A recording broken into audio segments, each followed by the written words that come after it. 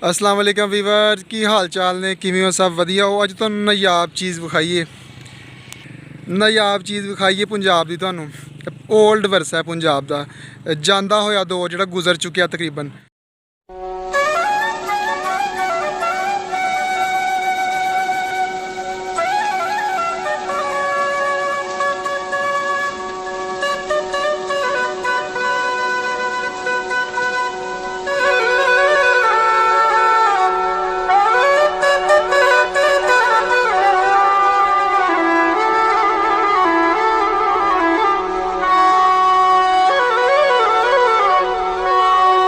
मैं बिल्कुल इस टाइम ने पाकिस्तान और इंडिया के बार्डर के एंड वाले गाँव से खड़ा शकरगढ़ ना, तकरीबन एंड वाले पिंडों के विखाइए तुहानूं ज़रा टोरो हाँ जी माशाअल्लाह।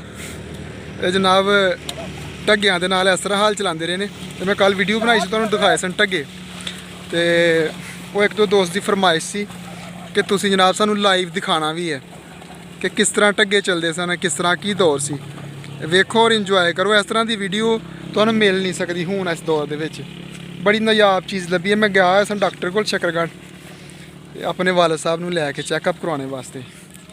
तो रस्ते दे विच मैं वेख्या बजुर्गों नूं, मैं खड़ा करके आया, वो सामने बजुर्ग खड़े ने मेरे ना, वो सामने खड़े ने। मैं कहा तुसीं इत्थे खड़े रहो तो मैं जनाब अपने व्यूवर्स नूं विखा लवां। तुहाडे वास्ते इन्नी मेहनत कर रहा। कमेंट जरूर करना, मैनूं दसना कि तुहानूं किवें दा लग्गिया, और लाइक जरूर करना वीडियो नूं। चैनल सबसक्राइब नहीं किया होया तो भी जरूर करना है, ना करोगे तो ना इंसाफी होएगी। वेखो कितना इंजॉयमेंट वाला माहौल है। यह सी साडा सादा पंजाब, जिहड़ी साडी विरासत सी, वर्सा सी जिहड़ा ओल्ड साडा पंजाब दा ओल्ड वर्सा। यह असल चीज़ सी साडे पंजाब दी। इस तरह लोग साडे वड्डे जिहड़े ने अबाओ अजदाद साडे बाप दादा इस तरह हल चलाते रहे ने। और सादा जिंदगी सी बड़ी, क्योंकि असीं तो दौर जांदे होए वेख्या। अलहमदुल्ला साडी भी 90s दी 19 दी पैदाइश है, 90 दी 1993।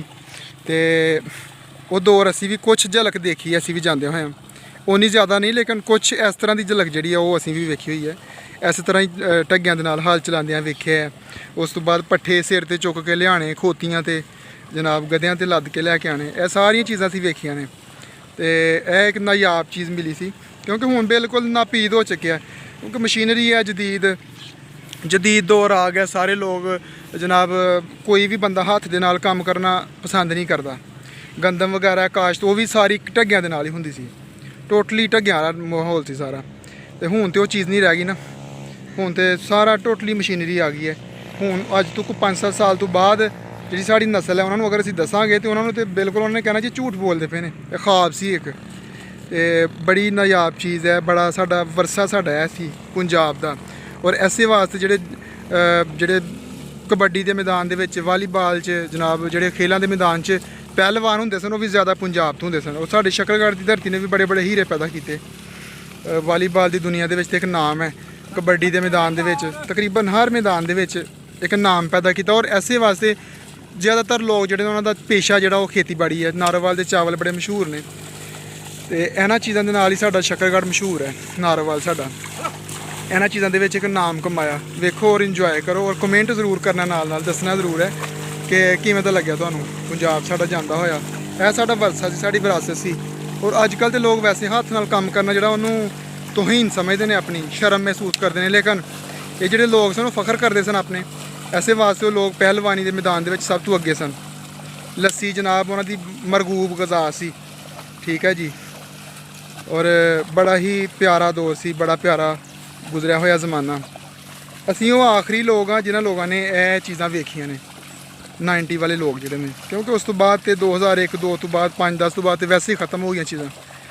बड़ा इंजॉय वाला माहौल सी, क्या ही कमाल खूबसूरत नज़ारा है। वेखो मौसम भी उतों माशाल्लाह धुप्प निकल आई है, हूँ खैर बारिश हुई है सुबह अज माशाल्लाह, बारिश दी पानी है सारा। और भार ही हल चला रहे हैं, कद कर रहे हैं, जिहड़ा कि असीं ट्रैक्टरां दे नाल करने आ हुण।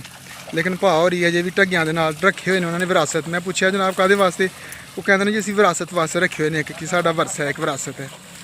तो बाकी जिहड़ी ज़मीन तुसीं वेख सकते हो कि जिहड़ी ज़मीन ढग्गियां दे नाल वाही जाती है ना, वो ट्रैक्टर कभी भी नहीं वाह सकता। क्योंकि इहदे विच ना कोई पाड़ा रहना, कोई जगह खाली नहीं रहनी, हर जगह तू जिहड़ा ना वाही जानी है। और दूसरा वर्जिश भी हो जाती है बंदे दी। देखो माशाल्लाह भा होरां दी कोई 50 साल उम्र होनी है, तो सोचो कि जदों असीं 50 दे होना उदों की बनना है।